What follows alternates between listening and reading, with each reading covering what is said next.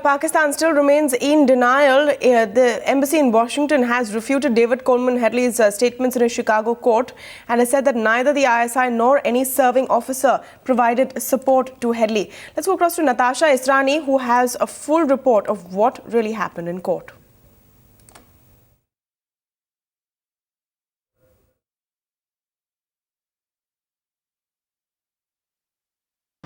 Well, really a very explosive first day in the opening arguments in the case of Tahabur Hussain Rana being charged for conspiring to provide material support in the 26/11 attacks against a Danish newspaper, as well as providing support to Lashkar-e-Taiba.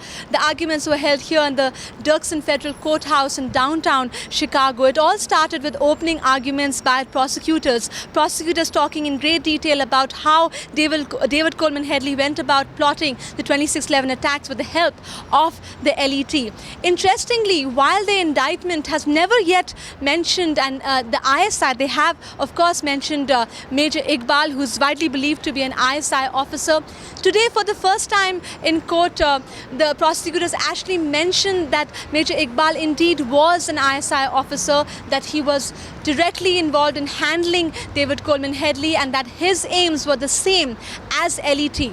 And while prosecutors did not say that ISI and the LET had the same motives, by saying that Major Iqbal, who they said was an ISI officer, had the same motives as LET, is certainly a very resounding claim to make in public records in this federal courthouse, and something that's being watched closely not just by India but also by American authorities as they get increasingly suspicious about the ISI.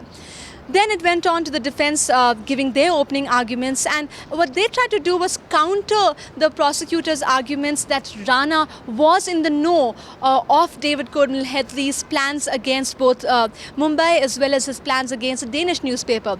Defense lawyers argued that that Rana had been manipulated by David, and they went on to cite the fact that David had served as an agent for 3 different agencies, the ISI, LET, as well as the US Drug Enforcement Administration. The very fact that he was juggling 3 different agencies went to show how manipulative he could be. They also went on to mention on a more personal note that he was also juggling 3 different wives who necessarily did not know that the other existed.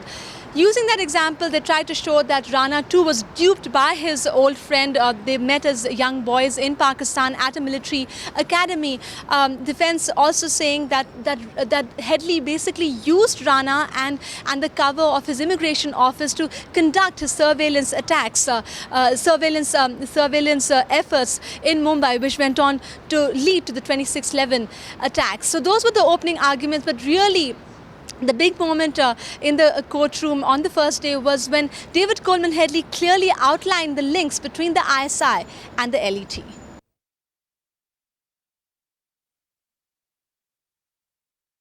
I thought it was the first good day in court.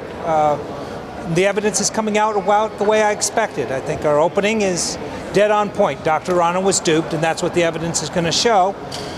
And we'll see where Mr. Headley changed his testimony and where his testimony makes sense. Some of the evidence that we expect to come in will show that David Headley absolutely had additional motives, including protecting his wife, and that she absolutely did know. And there's written proof that she knew, and there's not going to be that same proof where Dr. Rana is concerned. What he did say on the part was, the important part was that they were handling visas from the period of time. No, my client was concerned. He kept asking, why aren't we making money? And as you saw in the emails that came up, they kept asking about money. And if it's a front, why do you care about money? But we'll take that up in trial. What did you make of the fact that the ISI was talking? In the end, it's critical. Headley's credibility is critical. If you believe him, then Dr. Rana knew. If you believe him, he was briefing him constantly here in Chicago, though it had no point. But I don't think he'll have much credibility by the time this week's over.